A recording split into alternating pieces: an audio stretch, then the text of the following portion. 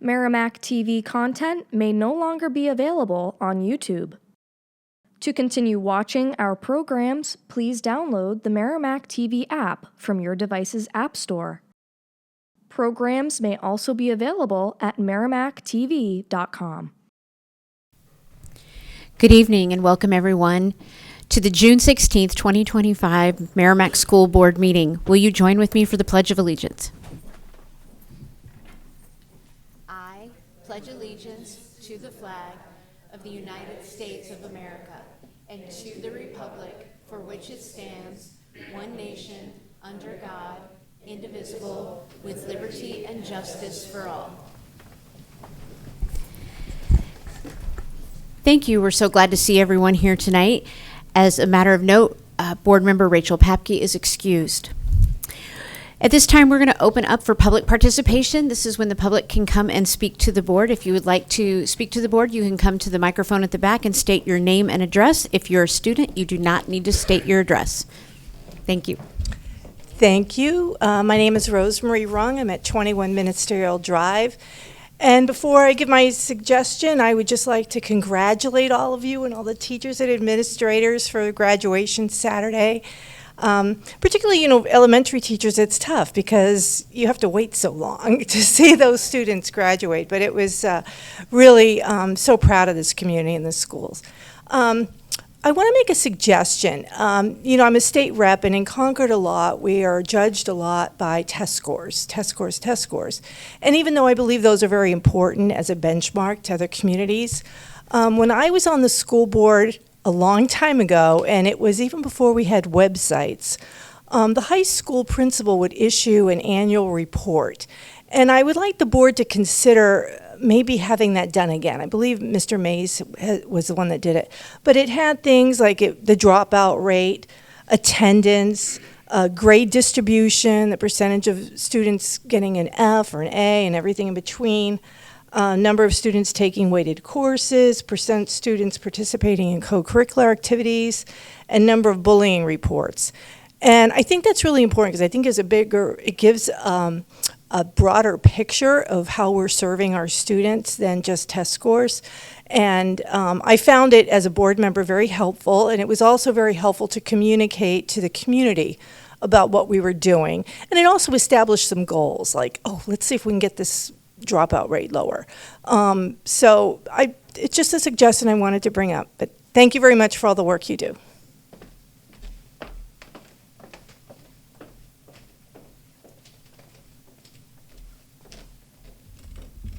Rosemary, you're taller than me.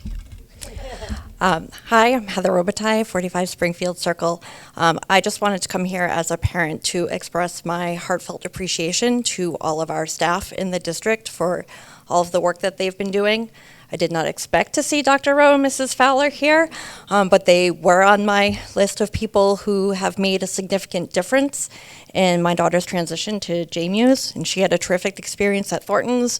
And their leadership has really set a great culture at the upper elementary school where we know kids are going through a big transition and they're going from 3 small schools to the whole town being together. And it can be overwhelming. And they create a positive culture. They encourage families to be involved. And as a parent, I can't thank them enough. I also wanted to thank my daughter's homeroom teacher, Jennifer Monroe, who has been phenomenal. We are so lucky to have staff like her, Courtney McDonald, our nurses. They have just been a lifeline for my daughter as she's gone through this transition. And I see the work and the care and the thought that they put into helping our students. And I am grateful. And I know in this kind of political climate and with our budget not passing for a few years, you might not feel seen and appreciated, but you so are. Everything that you do makes a difference. Our paras, our support staff, our teachers, our administration, thank you. As a parent, I am grateful to be in this town and to have you all part of our community. I also want to thank Amy Doyle. I know you're leaving and it breaks my heart, but I am so happy to see you moving into an even more of a leadership position. We will certainly miss you as a district, but thank you for the lasting impact that you've had on our literacy and our curriculum programs. Thank you.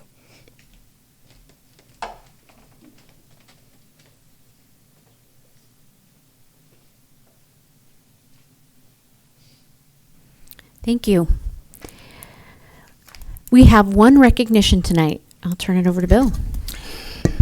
Well, this is a recognition. We had the certificate at the last meeting.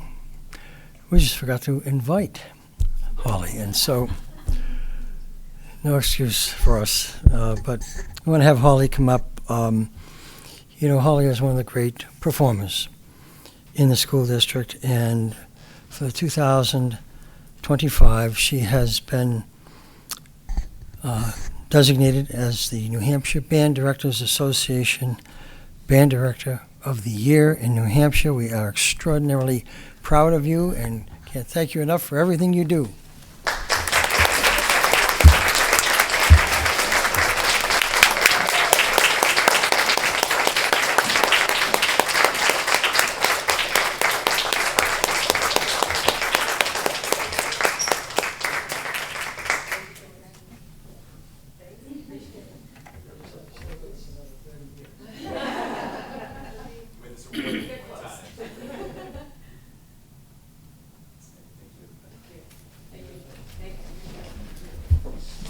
While you all are making your way to your seat, I'll just say that I am the mom of a student that had the benefit of being in Holly's band, and it was a wonderful formational time for my son. I think the other two might have dabbled. I don't even remember. They didn't last. But my son really did, and he loved every minute of it. It was an entirely positive experience, and so I can speak from experience in saying thank you. You do an amazing job, and the way you impact the kids. I've never heard any band student ever say anything other than how much they love and adore you and how much they've learned from you. So thank you for your dedication to the kids of Merrimack.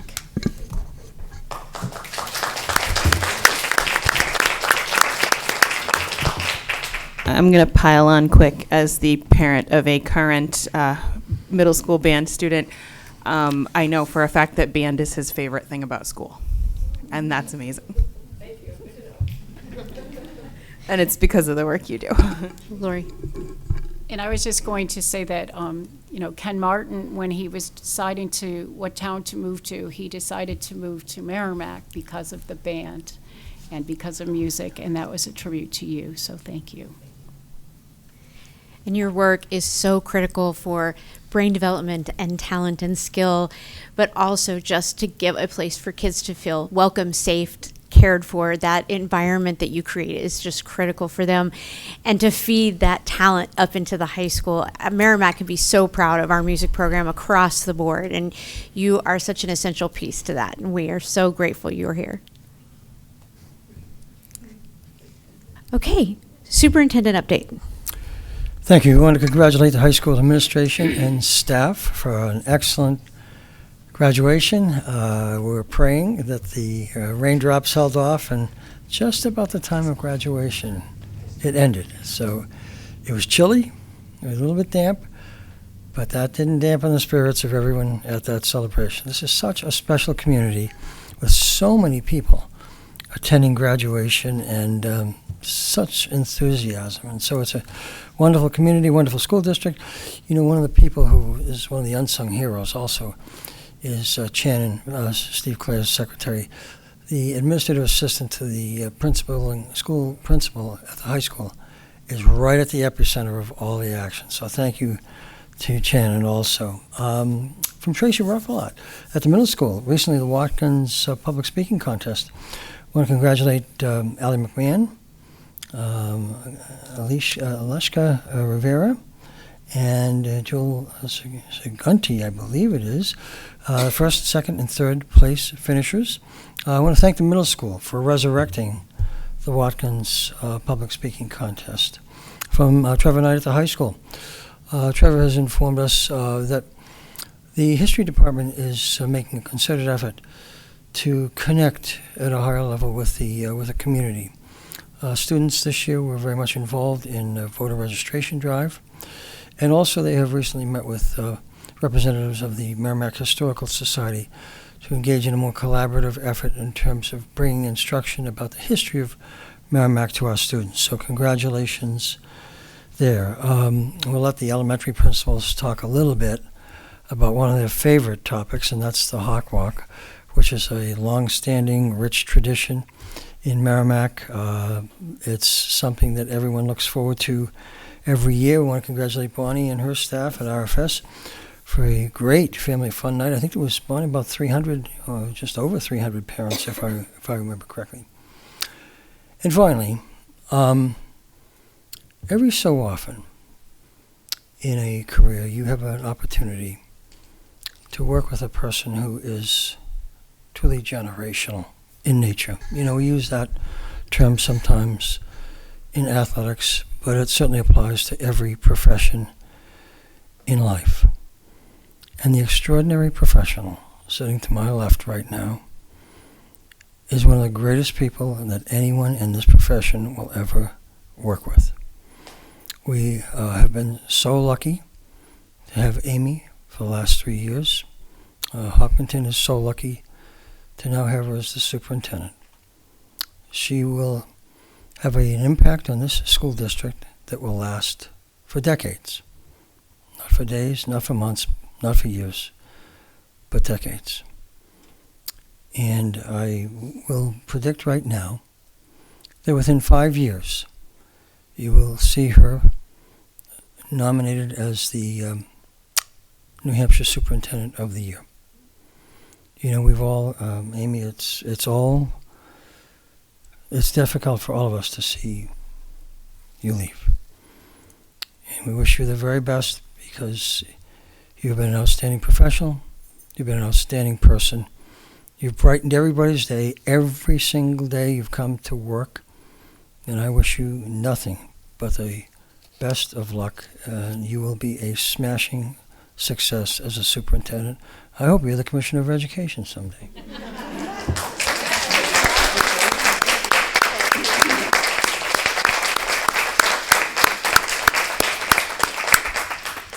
Other than comments about Amy, because I promised her we'd wait till the end. Perfect.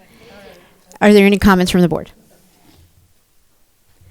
Assistant Superintendent of Curriculum update. I guess I'll just keep crying everywhere that I go, so thank you. Those are awfully nice words. It's been an honor. Love this job. And I'm just going to miss being here. So there's a lot happening this week, a lot of PD happening. Let me get it together. I wasn't expecting that. A lot happening this week, Thursday and Fridays, a lot of PD. And I just want to take a minute also to congratulate thanks. I'll take that.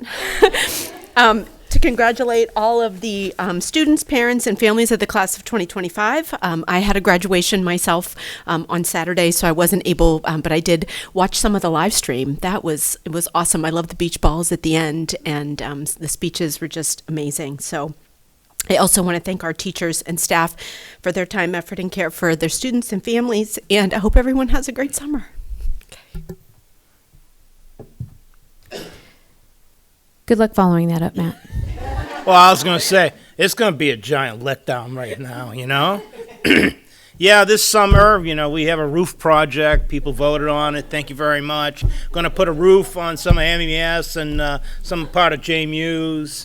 That's really exciting. Isn't that awesome, Amy? Yes. You feel good about that? I really Excellent. do. Yeah, Send me a photo. I will send you a piece of the old roof. Yeah, I really want a window. You want a window? window. Because we're doing the windows too. Yeah. Oh, I do. Yes. So we're replacing some of the windows at JMU's that was voted on a couple of years ago, but it took 2 years to actually get the windows here because of supply chain and everything like that. I would hate to see how many years it would take right now in this tone and tenor of the country. But anyway, we had a meeting with the Planning and Building Committee last week talking about the CIP. I think we kind of wrapped up as best we can the traffic situation at JMU's. I sat there for 3 Thursdays in a row watching the effect of band instruments and how they affected traffic. And I didn't really see anything overly concerning as a change in the way things were, but so I think we're pretty good as far as that goes. There was one point brought up during that meeting that we'll talk about at a future meeting that we have about the church, Our Lady of Mercy, in the parking lot. We're also getting ready to install some split systems that we have left in the budget after a few of them were cut from the budget due to the budget failing. And we're getting ready to install and close out the end of the school year, which is kind of like opening that desk drawer in your house that you have it open for 6 months, and you go, oh, that's where that went. Well, all the other districts are doing that too, so hence we're getting bills from like other districts from like 1999, and it's like, no, I'm sorry, we are not paying that. That has been sitting in your desk, in your drawer for a very long time now, and that time has passed. So we've got a lot of stuff going on. We just need people to bear with us as we kind of interrupt the summer activities and everything going on during summer school and whatnot. So that's about it. Thank you. Comments or questions from the board? School board update. As most everybody have said, we want to congratulate the class of 2025. What an exciting transition that they are having, and especially for one of our board members who had another child graduate. Congratulations. Hallelujah. It's always exciting. And I also want to congratulate those who are moving up, kindergarten to first grade, and fourth grade to fifth grade, sixth to seventh, and eighth to ninth. All major transitions that are just an exciting time. Also, I want to say to all of our teachers and staff, you're almost there. And I want to just thank you so much for the hard work you have done this year and everything that you have taken on, the challenges you have faced. And what a great testimony to this district all of you have been this year. And so I hope you find time this summer to enjoy, go to the beach, relax a little bit, try not to reorganize your closet and all those things, get some rest and enjoy your summer. And most everything else that I have in my school board update, we'll be talking in new business, so I'll hold off to there. Other than to say our next meeting will not be till July 14th. The school board takes kind of a break in July and August, and we only meet once in July and August. So we have about 4 weeks till our next meeting. And we do not have a student representative update tonight because he was at our last meeting, but we look forward to who the Merrimack High School puts up for our next representative. Naomi. Can you remind me when the August meeting is? Because I failed to put it in my calendar. I actually have to look on my laptop. So I will be happy to email everyone and let you know. But it's the middle-ish. You got it? I think it's the 11th. It's what I have it on my calendar anyways. See if I hate when you buy a new phone and then you update everything and then everything changes on your calendar. Yes. All right, we do not have any old business tonight, so we are going to move into new business, and we are going to enjoy one of my favorite things at the end of the year, our brief presentations of the highlights of each school, and we're going to start with Merrimack Middle School.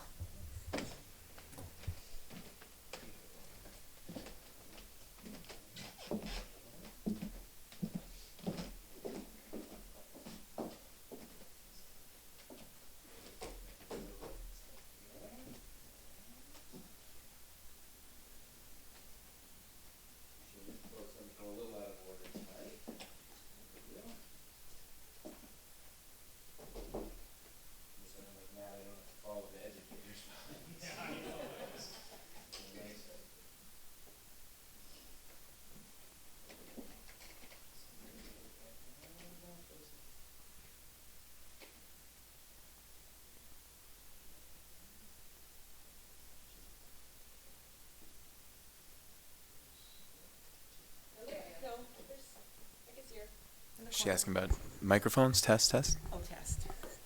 Okay. Is there any way to get the projector going? I mean, I guess we could just talk about it, but. All right. Oh, you can? Oh, terrific. Oh, you guys can see it? Let me hit. That was pretty good. So now you can see it in full screen where it says Merrimack Middle. Perfect. Oh, look at that. There we all are. Lots of smiling faces there. Yeah, we spent a little bit of the afternoon trying to pare it down. We had so much on here, and I know Bill was asking us to be nice and brief, so we'll do the best we can to really kind of highlight some some exciting things from this year and what we're focusing on for next year. And so some highlights from this year. You've probably heard us talk about our core principles in the past, our 4 words: mature, determined, supportive, and fun. These were some 4 words that were created by students. That was part of the student voice and their description of what it takes to be successful at middle school and what it takes to have a successful middle school in general. And so these are the words that we've been using each and every day. These are the words that have been guiding all of our work with both our students and our staff.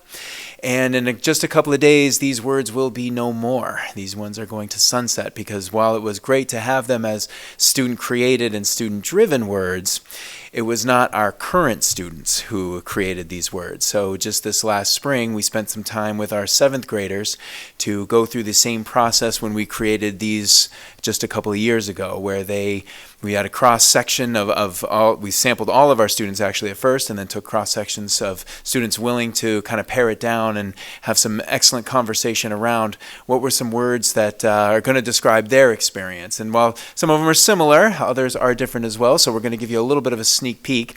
The whole school has not quite heard these words yet, so this will be a little bit of a big unveiling, but we thought it would be important to take a look at our highlights from this year and begin starting to use the words that our students have come up with and created. So that's what we're going to be guiding our work tonight. And I'd like to introduce the always astounding assistant principal, Miss Kathy Hoppe, to my right, who's going to take on our first of the words that were selected by our students.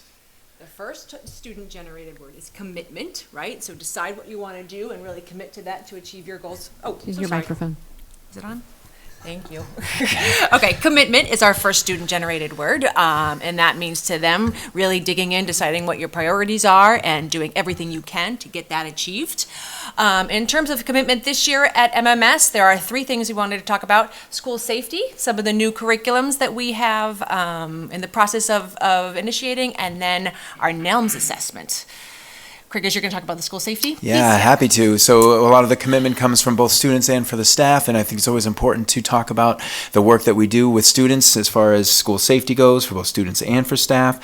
And again, in the interest of trying to be expedient here, we continued a lot of our work from last year, really taking a look at our past practices, comparing them with the best practices that are out there. Our safety team met weekly every morning on Wednesdays to try to make sure that we are doing the best that we can.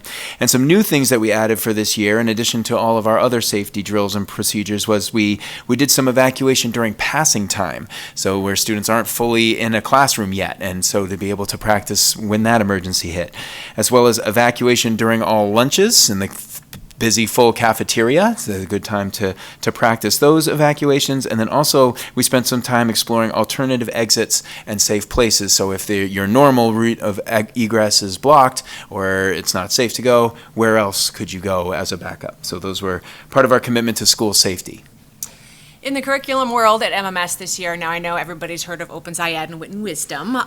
It was our first year grade-wise for Wit and Wisdom implementation for the 7th grade, and then Open SciEd, both 7th and 8th grade, was our first year, and that was, I would say, almost universally highly regarded curriculum on both fronts, with the support of Amy Doyle, of course, and the PD. It was very embedded within the year, so our teachers felt very supported and are very excited to continue implementation next year. But also really interesting, I think, are some developments in our UA world.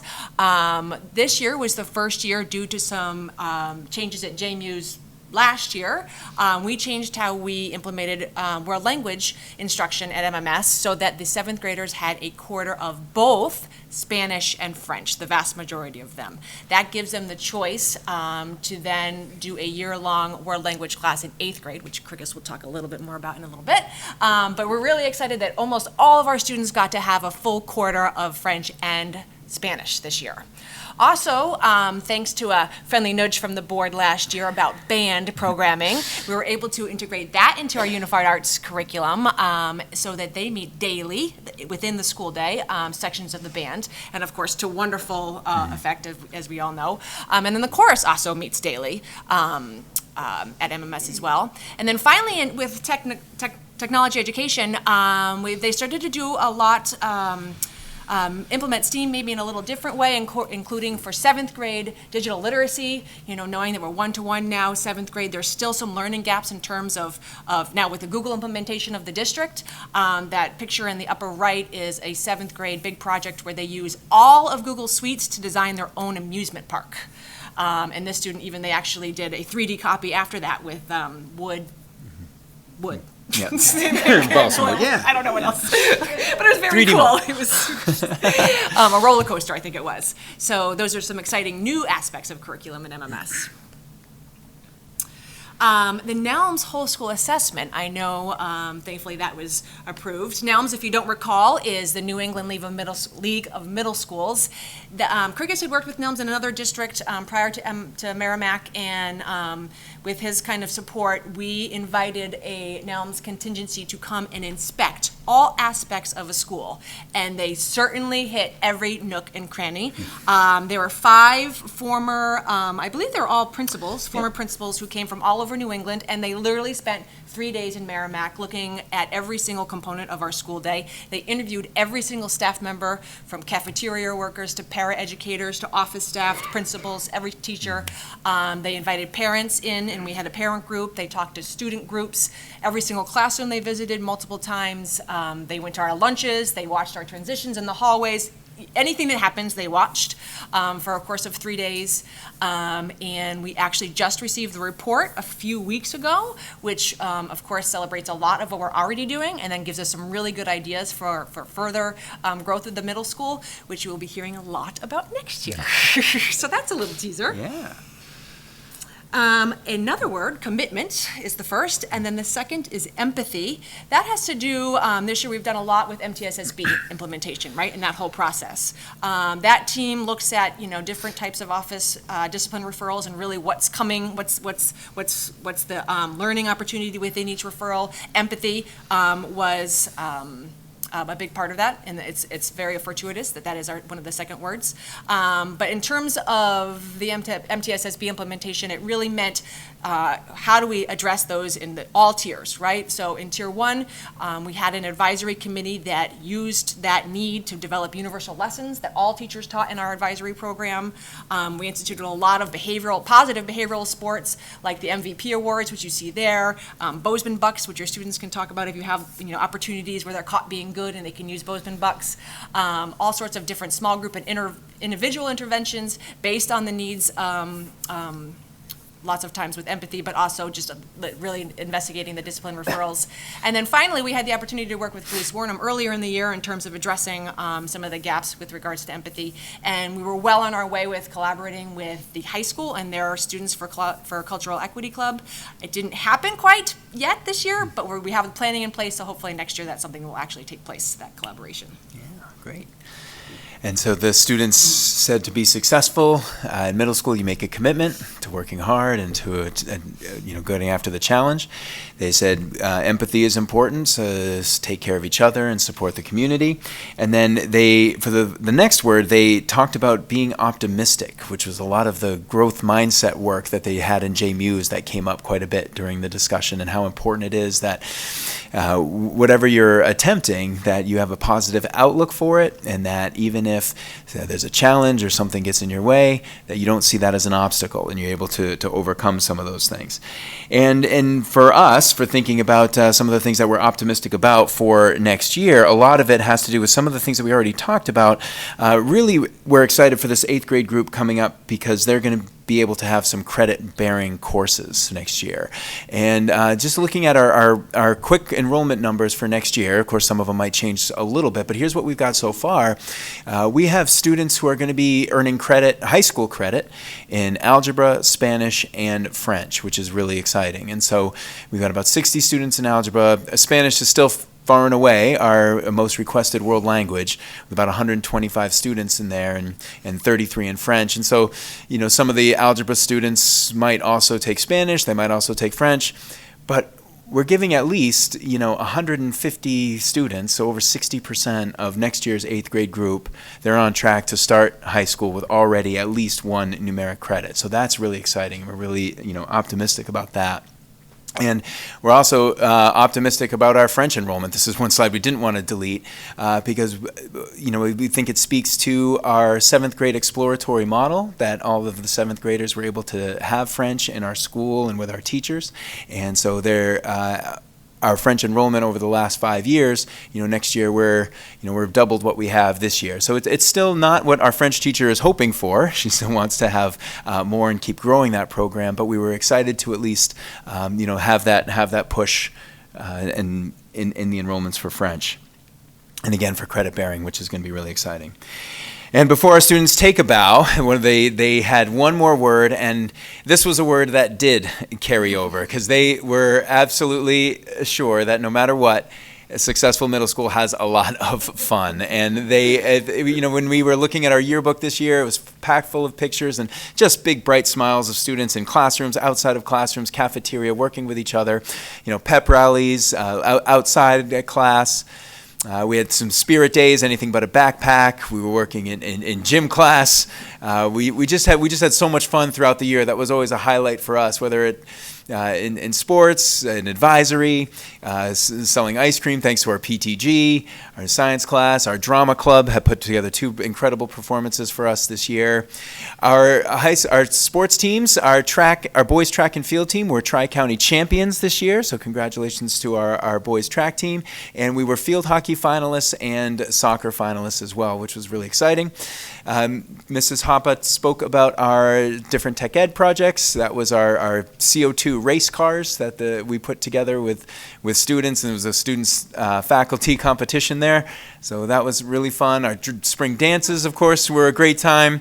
Our spelling bee champions, and our yearbook this year was themed off of the Spotify's Year in Wrapped, is kind of how they did it. So it was kind of like a music rock and roll theme. So we got out there and recreated the Beatles record. And so it was a great year to highlight for us, for sure, but really it's only just the beginning, because we also got a chance to meet next year's 7th graders as well. So this is a group of from JMUs that are coming up who are going to be excited to make the commitment, be empathetic towards the group, and then be optimistic that we're going to have a really fun year next year as well. So hopefully that got some highlights for this year.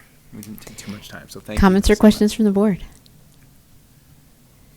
Well, I'll just say that I'm very excited to be graduating to the middle school in the fall, and I'm going to get to experience all of this firsthand, which is always very exciting. So it looks great. I know that my daughter is extremely excited to be going up there, so Good. very Excited to have exciting. I'm really excited about the credit-bearing classes. I've, been an advocate for that for a while, and I'm very excited for that as a math teacher. I always like to see those 8th graders have solid Algebra 1, that their 8th grade year, to be prepared for the high school.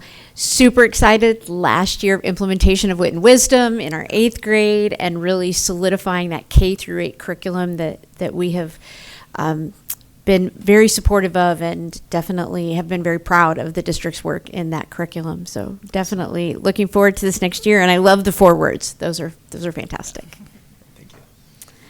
All right, thank you so much. Thank you, Chris and Kathy. May I just thank them? They're a fabulous team, and in collaboration and conjunction with their staff, this has to make us feel really encouraged and wonderful about the opportunities that are being presented to students at the middle school. So thank you for doing you and the staff, such a fabulous job. All right, I will let the elementary teachers decide amongst themselves who would like to go next. Okay, we'll start with JMUs.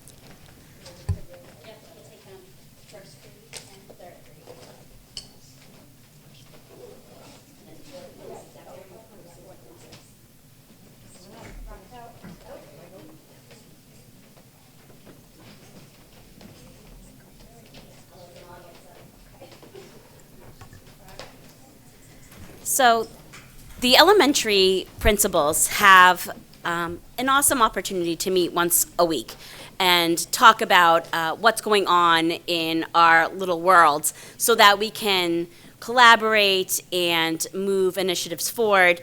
And when Bill invited us to speak tonight, we sat in our meeting and all kind of looked at each other and said, well, it has to be Wit and Wisdom, because Wit and Wisdom has had an incredible impact on our students, on reading. You'll see it in the assessments. And, you know, Kriga's talked about that word fun, and you're going to hear that tonight when you hear the experiences that Wit and Wisdom brings to our children, because incorporated into literacy, writing, and the opportunity to build that knowledge base is that rich opportunity to enjoy learning and to be at play with learning and to have fun. So I have a wide range of people here with me, and I'm so excited to introduce them. First grade, Melissa Lloyd from Reed's Ferry. Sue Bradford, third grade, from Mastrocola. Nicole Diggins, fourth grade, from Reed's Ferry. Beth Tamalevich, from, did I say it right? Beth Tamalevich from sixth grade at the upper elementary. And this group is unique for a couple different reasons. One, that we have all of the different grades, but also that we have different years of experience. From Sue Bradford, if you want to tell them how long you've been here, you may, but you don't have to. To Beth, who she's just completing her first year. And so I love having this wealth of knowledge here in front of you as people that have experienced Wit and Wisdom. And so we're going to talk to you a little bit about different components and share with you our experiences. So we're going to start with first grade. Thank you. Hi, Melissa Lloyd, first grade, Reed's Ferry. It's a pleasure to be here and a pleasure to be talking about Wit and Wisdom. I have loved it personally, and my students have loved it. One of the greatest strengths I think Wit and Wisdom has shown us is the exceptional approach to vocabulary. It has been such an amazing thing to see in first grade, my 6 and 7-year-olds with the vocabulary that they've developed. I found that my students were completely immersed in such a rich array of vocabulary, and it was really authentically embedded in the text that Wit and Wisdom provided for us. We used the Freyer model to really break down vocabulary words that they were introduced to, and it goes much further. The Freyer model goes much further than just giving a definition. It has them draw a picture, an illustration. It has them talk about the definition, but characteristics of the word, the visual representation of the word, examples of the word and non-examples of the word, and each word has its own poster that we keep up in the classroom. So this multifaceted approach was really helpful for the kids. It really built a true conceptual understanding of what the vocabulary words were that they were being introduced to.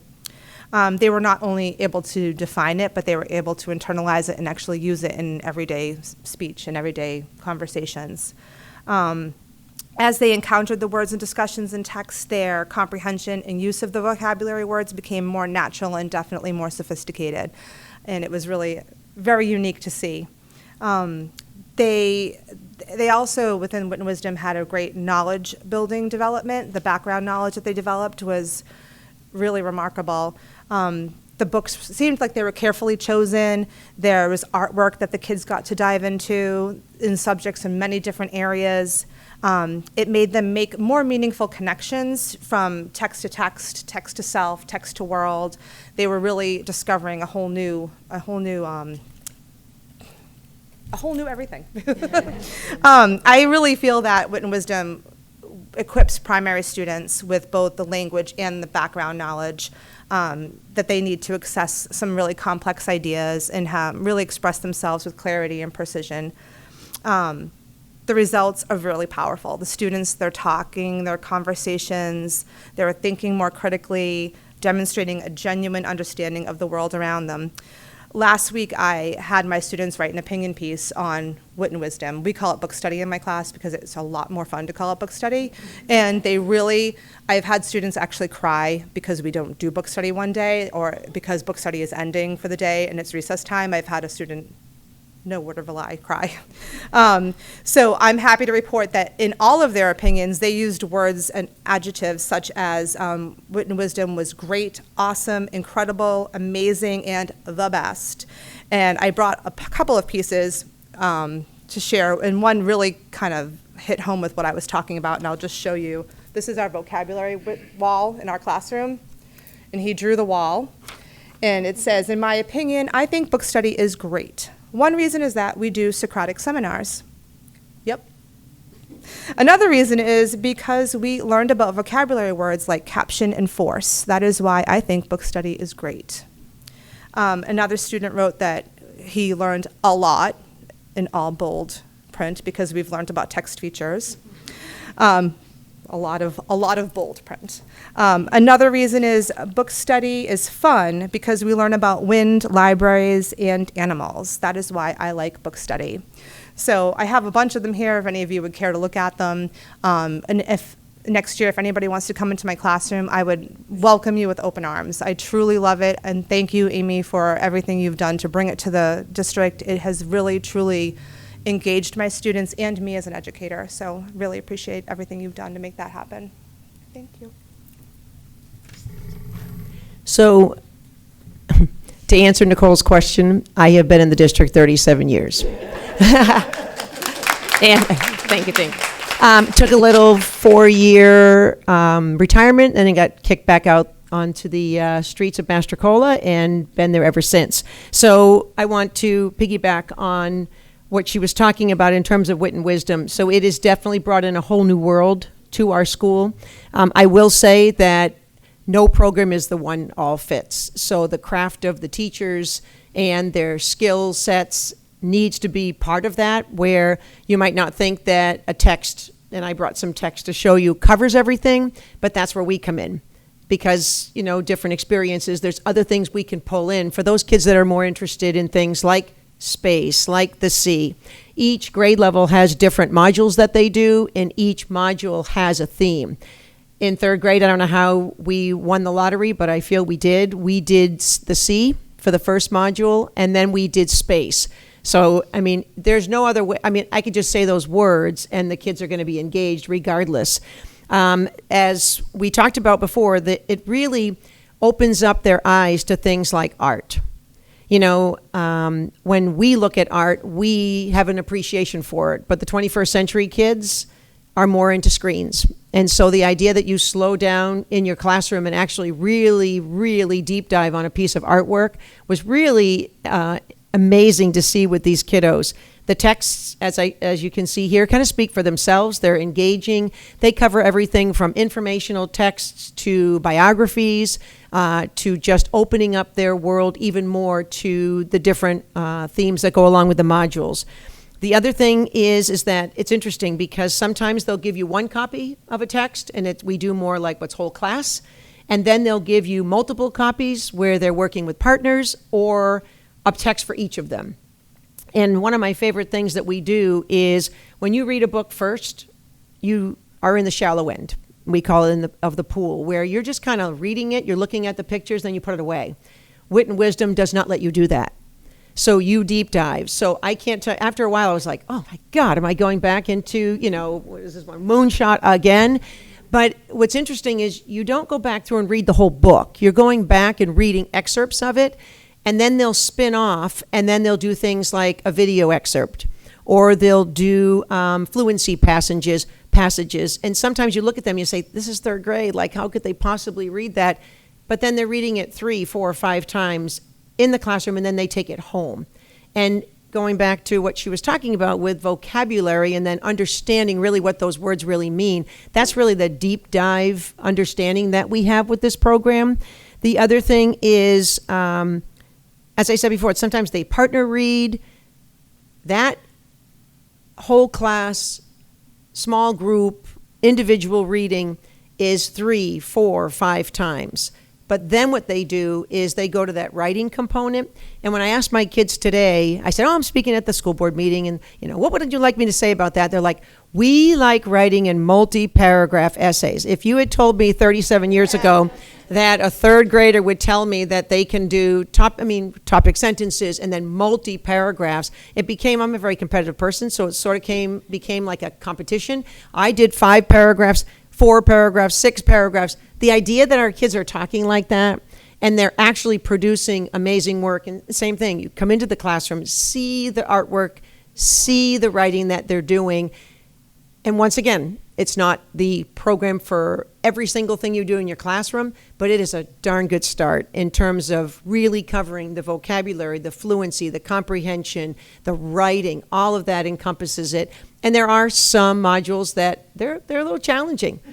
Some of what the kindergartners are reading. But as I said before, we kind of hit the jackpot in third grade, and I'm excited listening to the middle school to know that they're going to be doing it, and then knowing that the upper elementary, it really makes it so cohesive that everybody is part of it, and we have a common language. And I think that's the biggest thing that I can take from it.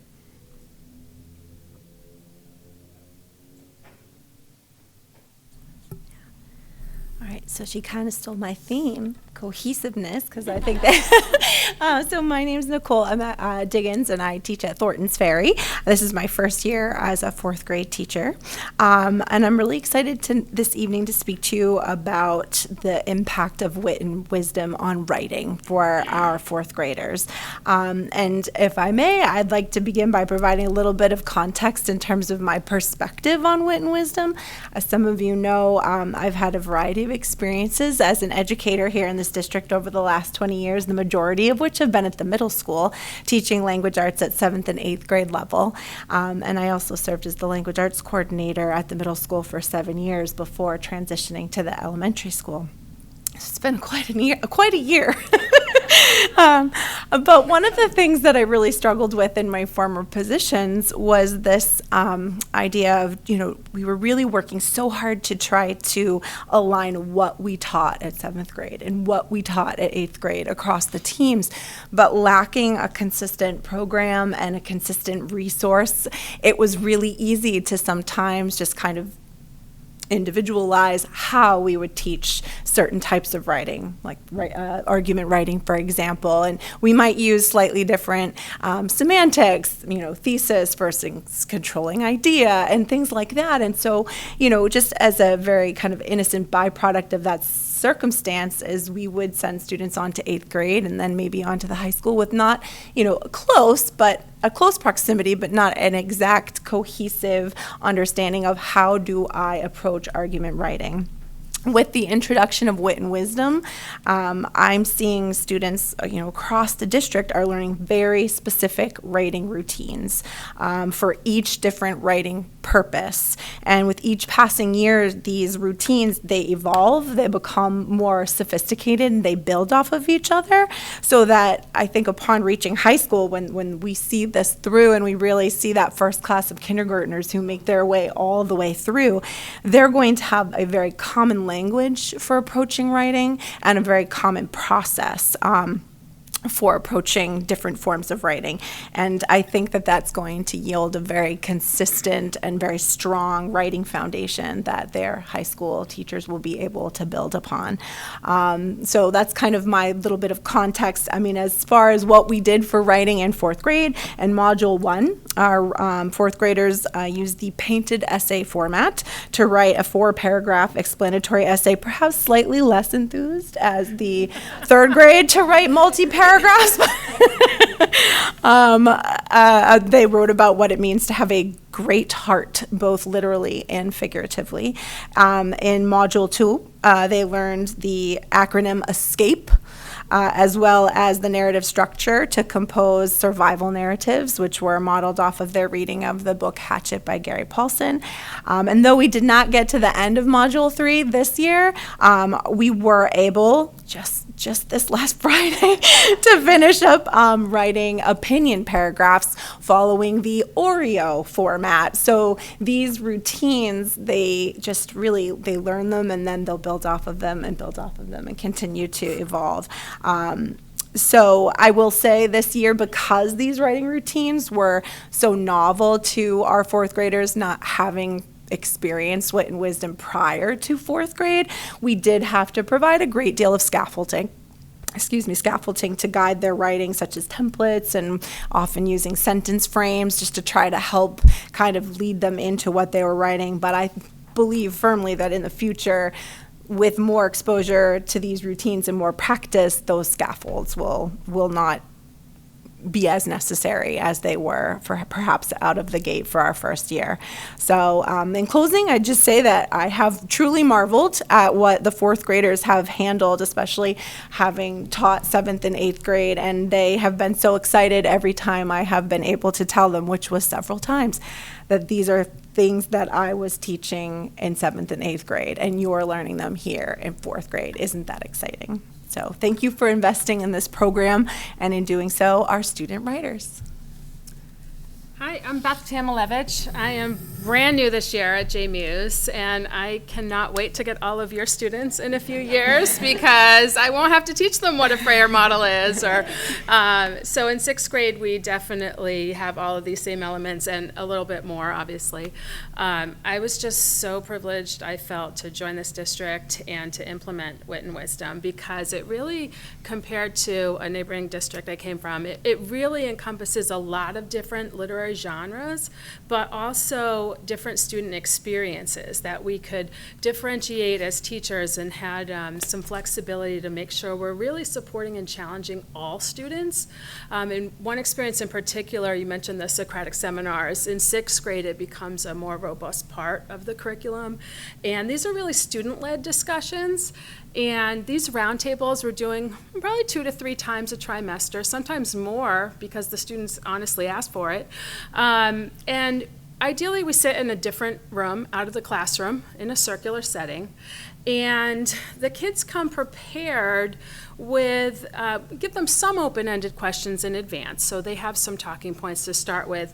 But really, it naturally leads to just more questions, more discussion, more friendly debate. Also, sometimes having difference of opinions really fosters a lot of new ideas. So this trimester, all the 6th graders read Blood on the River. It was a fascinating piece of historical fiction. It followed a child their same age, 11, that came from London to Virginia. He was actually Captain John Smith's page. And they came prepared to present their claims, whether they thought social factors or environmental factors were more to blame for the demise of Jamestown. And other questions like whether they thought ignorance or greed were more dangerous to the colony. Previous seminars we had this year, we've talked about different characters, themes, big ideas. We talked about characters from the Odyssey, which is just an outstanding piece of literature to introduce to this age group. We did not win the jackpot with oceans and space. We started off the year with the Great Depression, a little different. But the kids really got a lot of exposure to perseverance and hardships, and that's what our first trimester module 1 focused on. And leading up to each seminar, what's really different about the Wit and Wisdom compared to I've done Socratic seminars in the past, but not in this way because we really let the students set individual goals for themselves. The Wit and Wisdom workbooks that are provided from the program with some teacher augmentation, the kids really go in prepared to do their part. So we set individual goals, they reflect on them later, see if they met them, if there's things they need to work on a little differently. And also we keep those as a benchmark for the next seminar. So they're very, very valuable. And at the beginning of the school year, there were kids that honestly their goal was just to stay seated through the event. There were others that were ready to, I'll take a question, I'll moderate, anything that I can do. So really, the seminar is great because it really meets students where they're at. So every single person in the room has a chance to engage and meet their goals and really shine. So beforehand, we practice sentence starters out loud, which gets the kids really out of their comfort zone. So we practice questions like, I wonder why, or, I agree with you, and I'd like to add. Like, we just practice these starters. That's a great point, but I think. Or, I politely disagree with you because. And this practice really helped the kids make connections between ideas and offer elaboration and think of new questions. And it also boosts the confidence of reluctant speakers. And this prepares them. They can join in the conversation with really low stakes entries. Some students will come up to me and say, Miss T, I don't really want to speak. Yeah, and I know they know the material. They're just not comfortable yet speaking in front of a group. So I say, if you're nervous, don't worry about it. We're going to start really small, right? Just raise your hand, ask a clarifying question, or ask, like, hey, Bill, could you please repeat what you just said? I didn't catch that. Or, nod your head. That's interesting, Amy. I didn't think of that. Wow. Okay. And that's okay. In this current world where the kids spend so much time communicating on screen, this really just reinforces the basic foundational principles of interpersonal conversation, and that'll benefit these kids in every single situation going forward, academic, personal, professional, and anything that comes up. And, starting these conversations at the lower elementary school level and then adding some new dimensions to them when they hit the JMUS level is really proving beneficial. So they are truly student-driven, unless there is some sort of egregious, behavior, which there isn't, don't worry, that I have to step in. I'm fly on the wall with a clipboard, and we collect data on, kids listening and speaking, things like, are they making contributions? Are they facing the speaker? Are they being respectful? Have they elaborated? Have they introduced a new idea? And this is actual hard data that we can go back to the kids and they can see how they're continuing to really grow their contributions month over month. And, the kids that were just trying to stay seated at the beginning of the year are now raising their hand to answer a question without being prompted. And that is just amazing. We're seeing 100% speaking participation at our last round of Socratic seminars. That is incredible. Incredible. 100%. And the kids are so excited to really push each other and encourage each other. And it just feels really good. And, so the others that were ready to go from the beginning, they're moderating. They're keeping the group topics on track. They're taking, stock of the time. They're making sure we hear from everybody. And month over month, the data just continues to trend up and up. And that's something that really gives us teachers a different way to assess comprehension and engagement. That's not your typical classroom experience. It's not just, memorize and recall or writing. And they look forward to these events. Recently, I had a student tell me, who was actually here in the room, he left, unfortunately, it was his favorite type of class. The time flies. He's never watching the clock. And, you don't hear that often from 11-year-olds at school in ELA. So, for teachers, it really allows us to, like I said, assess the comprehension in a different way. And they really foster curiosity, critical thinking, collaboration, and the students really feel empowered to own the process. And they all, through these, become better listeners, better speakers, and, kind of magically, it's amazing to see the conversations actually extend outside of the event, where they're almost sad that, time's up, and you still hear them talking on their way to recess because they had more to share. And that's just, a beautiful thing to, make literature and writing and reading just fun. And Wit and Wisdom does that. And I think now that the younger kids are really more familiar with some of the nuts and bolts, it'll just allow us all to enjoy it a lot more and remember, what we love so much about books. So, in summary, we're seeing so much benefit from Wit and Wisdom and the Socratic seminars. So thank you to the Merrimack School Board and the curriculum committees for bringing such just a unique and really forward-thinking program. So it's really paying off. I like it a lot. Thank you. Thank you so much for having us here to talk about Wit and Wisdom, and would love any of your questions or comments. So I want to circle back to something that was said earlier about curriculums aren't just the end-all be-all. I mean, there are good curriculums out there. And we made a decision to move in a particular direction that followed the reading rope and really move all of our curriculum so that we have that common language across all of our schools. That was very important. But I agree 100%, and excuse me for my soapbox for just a minute. And everyone in this room will recognize what I'm about to say. When we are with students, there's a science and an art to teaching.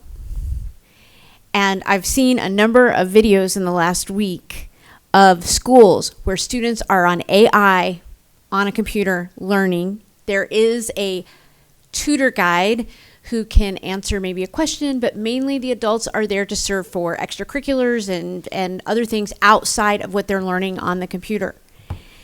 And that might work for a very small subset of kids. High achieving, self-driven, motivated, academically ready to go students. But there's an art to teaching. And we take Wit and Wisdom and its scripts and its curriculum and its mapping and all of that. But it takes each one of you to take that and be an artist to meet the needs of your students in your classroom this year. And guess what? Next year, you're going to have new students in another classroom, and they're going to need other brushstrokes to that art. And I just want our parents, our community to understand that despite the hype about online learning and AI and all of those things, teachers play a critical role in the learning process.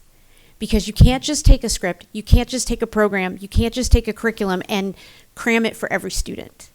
It doesn't differentiate, it doesn't meet needs, and every class culture is different year to year. And even though you have the same curriculum and you're going to read Moonshot again next year with the next third grade, it's going to resonate differently with each class.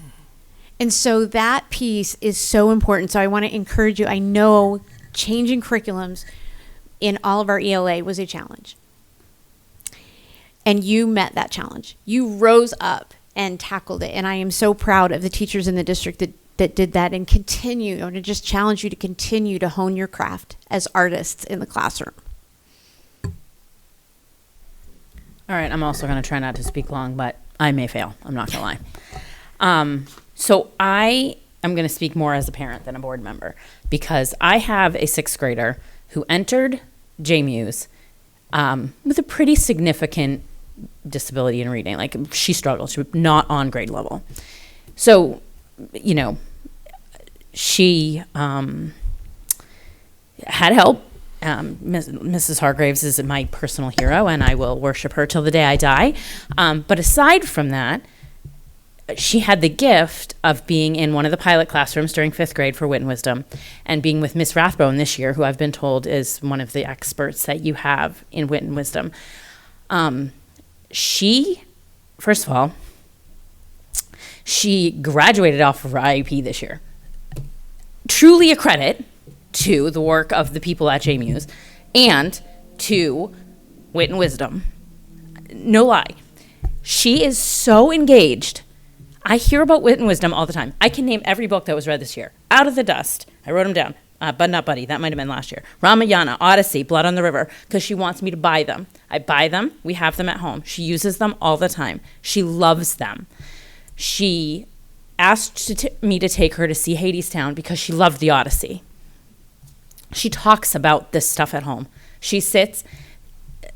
She could not spell to save her life. Sorry, Piper, I'm saying all of this. But I almost couldn't read her writing in fourth grade. To look at her writing now, it's something totally different. She'll sit and she'll write 4, 5, 6 paragraph essay joyfully, and she's looking to the point where I have to say, so it's been a while, and I think you don't need 47 more pages of evidence for whatever point you're trying to make. And there have been more than one time when I've had to say, I don't know what you're doing. You're going to have to go ask your teacher because it was beyond me. She talks about Socratic Seminar. She talks about it. In church this Sunday, we're sitting there. I'm not going to lie. I had mentally checked out because it had been a long weekend. And she turns to me and she says, this feels like Wit and Wisdom. I feel like I'm in my Socratic Seminar. And I'm like, really? That's great. I don't even know what's happening right now. But her Bible was open and she was on the page and I don't even know what was happening. But I was like, it's been transformational, truly. It's from the excitement of the teachers.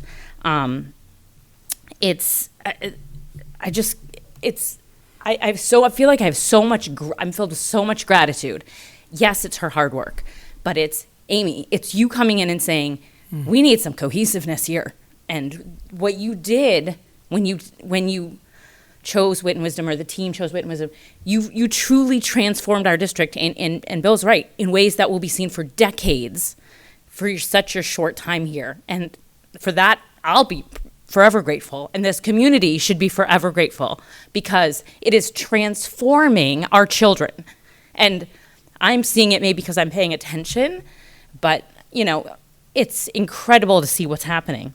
I'm sorry, I'm getting emotional, because I have the benefit, or whatever, of having 4 children that have gone through this district, right? And my first 3 didn't have any of this. And she's not the kid that would have loved education or reading or any of this. She's not the one that would have. But she does, because we changed something, and it happened when we switched. And it's a testament to the teachers and the dedication and all the hard work that's gone into making it what it is. But the curriculum itself is incredible. And I just see this wave of new students coming into the high school, totally transforming even how the high school will have to step up and teach some of these things differently, because the whole population of students they're going to get is going to be totally different. I work in a school where I walk around the curriculum they have, they're reading articles or snippets of books. They're not reading and digesting whole books on a deep level the way our kids are. And I'm realizing there's a difference there. And I cannot say enough how this is going to transform our district. Our test scores are going to continue to rise. There's no doubt in my mind. And the last thing I'll say is, because she read Out of the Dust, she happened to find my old stash of books that I had from when I was a teacher, and she found Witness, and she realized it was by Karen Hess, and I never would have suggested that was a book she could tackle before, because it's a lot. It's written in poetry for people who don't know. And she said, I want to read that. And I was able to say to her, I think you would love it, because I know now she can tackle it. She can take on this stuff. So sorry I went on, but I cannot say enough. And I want to say thank you to the community as well, because, this skated through in a season of budget cuts. And I hope the community can see that this is the stuff we need to be investing in. Our kids are worth it. They're capable. They're very capable. And we need to continue to raise the bar in Merrimack. And if we can do more of this, we're going to be the school district to beat. Lori. Just really quickly, I was just really struck by what Nikki Diggins said, coming from, the LEA of the middle school, and where, they were doing their best and they were patching it together, and then here's a program, and what they're doing in 4th grade, they used to do in 7th and 8th grade. Right there is the results that we all talk about. I was going to say something similar to that. And one of the things I also have had 2 kids go through the district. They're 5 years apart, so I see pretty distinct pictures of they're not all blurred, if you know what I mean. The expectations are higher now than they were. And the kids can do it, and that's the great thing is that I love about all of this is and that's going to lead to the improvements that people want and they've been asking for. So I'm excited. These are really the writing skills. It's a skill. You're systematically teaching them a skill, the how to read a book and how to find meaning in something. That's a skill, and you're teaching them those skills, and that's amazing. And I'll add to what everyone has said. I went to the TFS night with Wit and Wisdom, which was awesome to go to. And I went to 4th grade and sat in on the lesson about the heart. And we're talking about, having a great heart literally and figuratively and what that meant. And I was so impressed that the students' vocab, they learned, the Greek root word. And I'm like, I did Greek in seminary, and the writing the essays and the multi-paragraph essays as a high school teacher. Some of my students came up through schools with a curriculum where they were doing that same kind of thing, 4th, 5th, 6th, 7th grade. And I had a lot of students who came from districts all over the place couldn't write a paragraph. And here I am teaching like juniors and seniors, and they're supposed to be writing argumentative papers, and I can't get them to write a thesis statement. And I sat in the 4th grade, and I was just cheering inside that the students here in Merrimack are learning these important writing skills and all the different writing forms, which is just amazing, because what's going to happen is they're going to leave Merrimack and they're going to go to college, and they're not going to need remedial English at college. They're not going to need the writing center at college, because they are going to have had such a solid foundation K through high school. May I make one comment? First of all, thank you to all of you for your commitment to making this work under this very special person's guidance. As you were talking about speaking and writing and the level of proficiency, I kept thinking about, over many years, periodically I would meet with business leaders in sort of a seminar setting to talk about the relevancy of certain employment skills. Some of the major corporations, IBM, Digital Equipment Corporation, etc. And every single time, I would meet with them, someone would say, Bill, I bet you're going to think that we're looking for a higher level skill for engineers. Every one of them said we need employees with better speaking and writing skills, without exception. And to hear you talk about this so universally and with such unanimity, I kept thinking about how well prepared the Merrimack students will continue to be in the future, how well they will be set up for employment, for college, and readiness in life in general. It's just extraordinary to see the transformation that has occurred here. Thank you so much. Again, we appreciate everyone coming tonight and sharing with us how transformative Wit and Wisdom has been this year.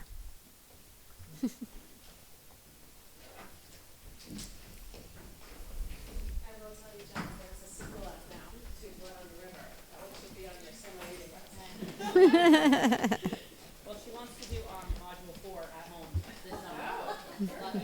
this summer. All right.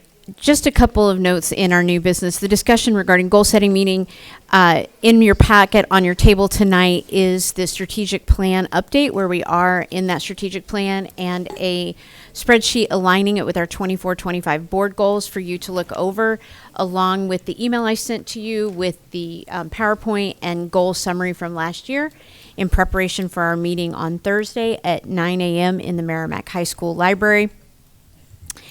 And Bill, Lori, and I are working on the structure of that meeting, and look forward to hearing everyone come with our priorities for this next year. Any questions on that? It's the time of year for New Hampshire School Board Association's call for resolutions. In your packet is are the resolutions that were adopted this last year, to look through. If there's anything that you see that you would like to change, or if you are aware of a resolution, we can discuss that at our next meeting and propose those resolutions. And it's also the time of year where the chair and vice chair begin collaborating with the board members for the evaluation performance for our Chief Education Officer, Bill Olson. So if you will email Lori and I your thoughts on his evaluation, we would appreciate that as we begin to put that together. Any questions on those items? All right. Other new business is just a reminder that we are marching in the 4th of July parade, and we need to assign tasks for contacting Bailey's, getting decorations, and getting candy. I'm willing to use my Costco membership to get all the candy. So Bailey's is all done. They're ready to go. I asked Jim just to let us know, last year we were able to go on July 3rd to Bailey's to decorate. So if that's going to work, and if anyone has any decorations at their house, mine are packed, but I'm sure I can find some. And I think I said I'm not going to be able to Correct. be there. You Okay. did. You did. I think I have some bunting. Yeah, that would be I have some bunting, like those nice ones. I hate to say this, she looked at me the other day and she goes, "Can I watch the parade this time?"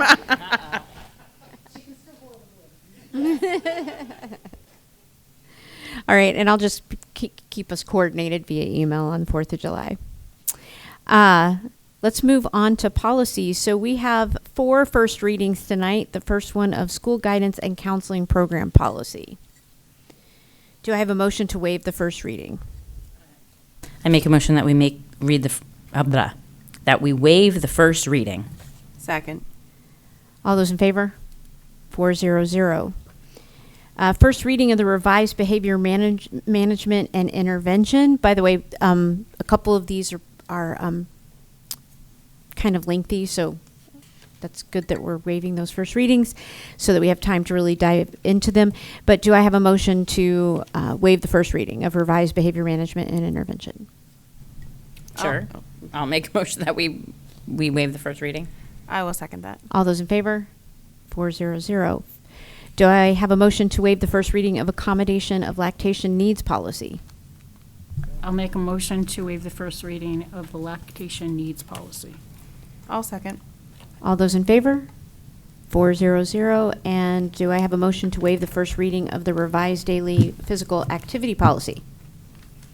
I move that we waive the first reading of the daily physical activity policy. Do I have a second? Second. All those in favor? 400. So one comment. Yes. So I know this is crazy, but when I read the lactation policy, you would be surprised that it's really needed in some school districts. Because I worked in a school district where I had a director of guidance, and I think the superintendent had a problem. So anyway, it's really critical that we have this information and we really protect our faculty. And I will also affirm what you said. My daughter did not have a very accommodating school, and she has had 2 children since she started teaching full time. And it is something that is unfortunately a need for a policy, but absolutely need to support. This is not related to any specific policy. Are we still putting up the draft policies somewhere where the public can see them? And they're in the board packet materials. So they can be found on our website if anyone is curious to read the contents of them before they're approved at a subsequent meeting. Correct. Approval of the minutes. Do I have a motion to accept the non-public minutes for May 28th, 2025? I move to accept the non-public minutes from May 28th, 2025. I'll second. All those in favor? 400. Do I have a motion to accept the June 2nd, 2025 non-public minutes?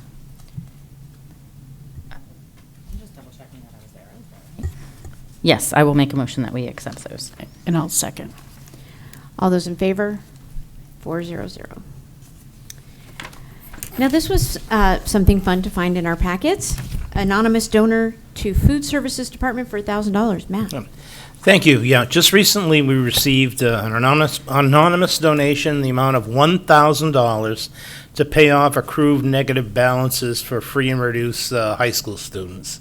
So we thank Mr. and Mrs. and Ms. Anonymous, and we appreciate their $1,000 donation. Thank you. Do I have a motion to accept this wonderful, generous gift? I'll make a motion to accept the gift of $1,000. Do I have a second? I'll second. All those in favor? 400, and thank you, whoever gave that gift. Consent agenda. There is one resignation and one nomination in your packet tonight. First, the resignation of Caroline Conrad comes forward. She is currently the art teacher that was on leave at Mastrocola Elementary, and she is now resigning her position.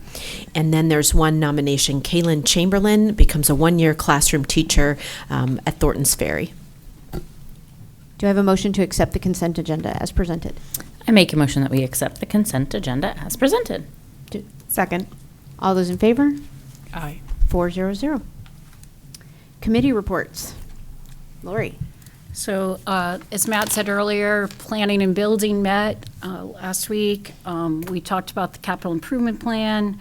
Traffic flow was put to rest. We feel that Matt did a good job coming up with a new plan. We talked about Our Lady of Mercy parking, and then we spent a lot of time talking about the need for crossing guards and traffic. The Merrimack Police Department does advertise, so the committee did go a little bit out of their lane a little bit and talked about how they could have more incentives, like maybe getting the town council to increase the pay, or asking people just to do 1 day a week instead of 5 days a week, and then you just had your day that you direct traffic. But it's a big need for a critical period of time, and so that was a big discussion. And they look forward to Lori Peters coming in September after the goals meeting to greet them and tell them what their mission is this year. Any other committee reports? I have one. The Watkins Forest Committee met. So if you don't remember what this is, it was voted on the town warrant article. This is a gift given to the town of land, and every 20 years or so, good forestry management needs to be done, and trees are taken from the properties after a site survey and work with a company who does this.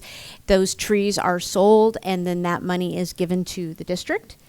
And we met to sign the work orders. There will be another site walk. There was some concern from town members that it's going to be a clear cutting mission, and it's not. They literally hand select which trees are going to be taken, and it's not just a whole chunk cleared out. So what we decided is that when we do that next site walk, we are going to ask Merrimack TV to come along with us, and we're going to invite the town to come along as well. And the forestry company that will be doing the work will be there to explain the process and walk those sites again to determine where we are going to be taking different trees, and just really be transparent to the community on how that process works. So that will be, there's a number of components that we have to work with town council. We got to work with Merrimack TV. Then we've got to, we're going to work with the union leader on communication. So lots of different moving parts, and we're waiting for dates from the forestry company for those site walks that we're going to do. So. Yes, Naomi. I'm curious, do you know how big the property is, and is it all forested? So it's different. There's different plots. There's one off Mitchell Road and there's one off Lawrence Road, and I can share that map with you. I don't know if it's on the town side of the website, but I know that I have a copy of the map and where things are. There are, along the Mitchell property, there are some neighbors that have to be notified and things like that. On the Lawrence side, there's actually some town conservation land that we have to take into consideration for a landing spot. It's actually very interesting and complicated. And you'd think just taking down some trees would not be so complicated. But it really is. And I appreciate the amount of work that the trustees have done on this. And they go through this every 5 years to decide if it's time. So it's very interesting. And that committee, by the way, is made up of a trustee, a town council, and a school board member to work together. So. All right, correspondence. Lori. I had one before graduation. Great. Most of my correspondence, I think you all were CC'd on or was forwarded to you, just parent concerns that were forwarded either to teacher or administrator or administration. Question about, was graduation going to be canceled? And thank goodness it was not. So that's all that I had. All right, comments from the board. Lori. So I first want to say I was very impressed with graduation. I mean, thank our lucky stars that, the weather held out, but our graduates were just very respectful. I just appreciated all the organization. It's just so much work. And there was just really a sense of gratitude from the parents and the graduates. So I just wanted to start there. And then my next is to Amy. So we're probably all going to have say the same things, but you've made a huge impact on our school district. You're exceptional in every way. You have tremendous skill and vision, and your work will have a lasting impact on the Merrimack School District. Your work ethic and leadership will be greatly missed. We wish you very best. You'll do great in your new job. So I'll quickly just say that as a parent of a senior, I also thought graduation was spectacular, as was senior week. Merrimack High School does a very great and intentional job of preparing the students for graduation through practices, but also just giving the kids a really nice week to wrap up these 12 years with their classmates. You know, they go to Six Flags, and that's a great experience, and they go on the Mount Washington cruise, and it was just, you know, my student was, it meant more to him than I think he thought it was going to. And the Hawk Walk was really, you know, it's a great thing. I think that it didn't happen. I think my son my oldest might have been one of the first ones they did it for. And it's become a really, really positive thing. And so I'm very, very grateful and very jealous because it happened to be on the same day as Jaguar Jamboree where my husband was volunteering. So he got to be there for it. So I was very jealous. And I will also say, Amy, that I've said most of what I want to say to you already, but I will say that, you know, when we talk about legacy, we usually talk about people having a legacy over a long period of time, multiple years, decades. The true testament about how incredibly talented you are and what an absolutely dedicated professional and one of the smartest people I've ever had the pleasure of encountering. The testament to all of that about you is that you had 3 years here, and your legacy is going to truly be decades because of what we just saw tonight.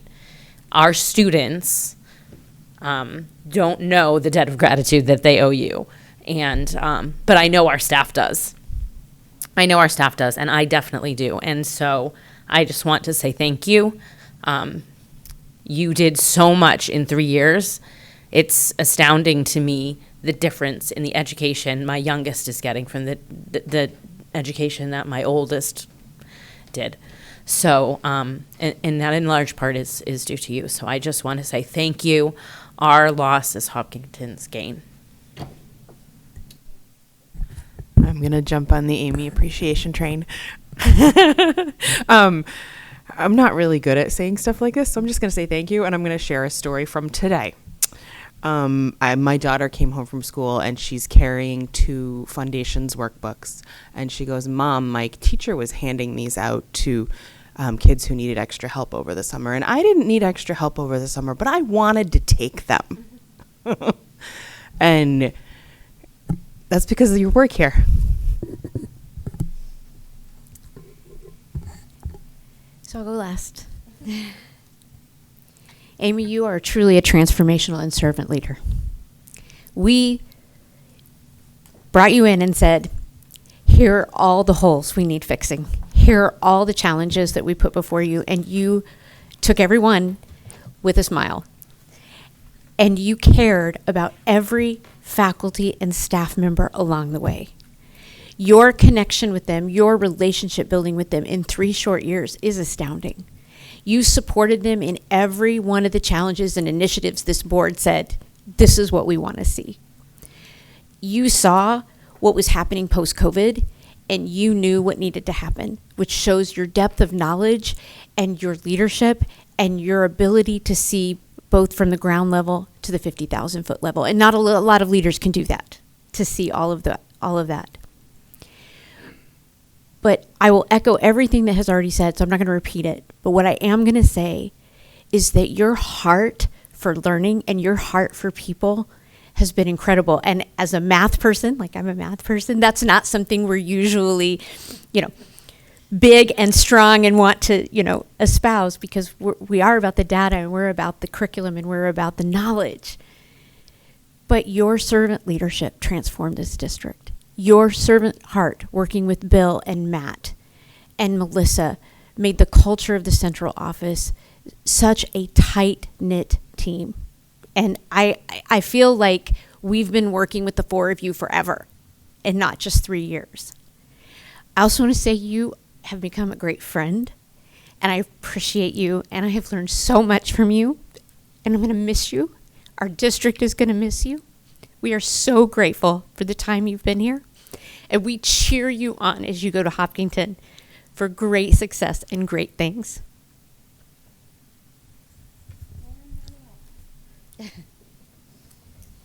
And I'm with Amy. I don't like crying in public. Well, in that case, I'm going to make her last few days here miserable. All right. I will open up the mic one last time tonight for public comments on agenda items. If you'd like to speak, you just need to state your name and address. And if you're a student, you never have to state your address. Rosemary Rung, 21 Ministerial Drive. I'm crying too. Want to wish you the best, Amy. You've been great. Two things. One, I'm so glad you talked about Watkins Forest, Lori. And my work in the legislature, I've worked with Jason Stock, who's the executive director of the New Hampshire Timberland Owners Association. And they have just a wide breadth of information I'm sure they'd be willing to share when we get to, having to explain to the public why part of responsible forestry is cutting lumber, marking timber and weeding it out so that it can be healthy. So that's just one thing. And then the other thing when on the agenda when you spoke about the School Board Association resolutions, I can't tell you how important it is for the school board to stay connected with the state reps and state senator representing Merrimack.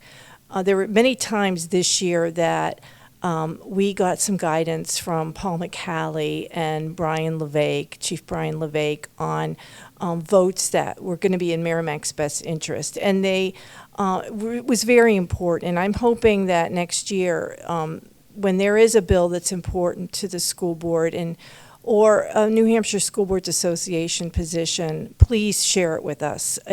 We had over 1,000 bills just this one year, and it's so difficult to really be able to assess the impact it's going to have on our constituents. So please, if there's a particular bill or position, please let us know. It's very, very helpful. And thanks for all your work. I will just add one thing that I normally wouldn't do, but I hope this next year we do not have as many education bills on the docket because it was insane to keep track of. I just couldn't believe it, but I appreciate that you reached out to us. It was hard for me to keep track. Go ahead. Yeah, I'm still here, but I'll be quick, and I'm not going to say anything else about Amy because I also don't want to start crying again. Just thank you again and wish you all the best in Hopkinton. I just wanted to say thank you for bringing in the teachers and the administrators to talk about wit and wisdom and the impacts that it's had on our students. It's great to hear that they're working on things like speaking skills. The point was made, a lot of kids are interacting on screens now, and sometimes my daughter's on like Zoom with a friend, and then I tell her she has to get off, and she's like, okay, I'm going, bye. Like, there's no, like, okay, I have to go. Like, I'm just okay, bye. That they probably think you hung up them. So I think that's another great thing that they are learning. And that it brings a cohesiveness to what all students are receiving when they ultimately come together at the upper and then throughout the rest of their education here. I think it's really powerful, and it's going to set them up for success. And we're going to see even more of the results that we want to see from our students because they're getting this foundation. We know not all students have been able to get that foundation, so we have to make sure that we're still supporting those who need the extra supports. But the piece about Watkins Forest, I just wanted to say I think it's a great idea, any opportunity to bring the public in more on what we do. I know these meetings are all televised, but for some reason people don't want to tune into like 12 hours of school board meetings or something to get their information. So any opportunity that we have where the community can have another way, another mode of getting the information that they need to understand the work that's being done in our district and in our town, I think is terrific. So thank you for doing that and that consideration. I know there was a lot of confusion around that warrant article in particular, but also other things. So I would love it if you continued to bring people in on the journey in other ways other than the meetings as possible. All right. Thank you. Oh, wait, I lied. I'm not done. I just wanted to congratulate all of our graduating seniors. I wish them the best. I was there for the Hawk Walk, and my daughter got to have our neighbor sign her shirt. It was field day. It was crazy at Jamie's, but it was great. Like it was really touching, and I wish them all the best. And watching the graduation footage, I think they are set up for a great future. So best of luck to all of them, and to you too, Amy.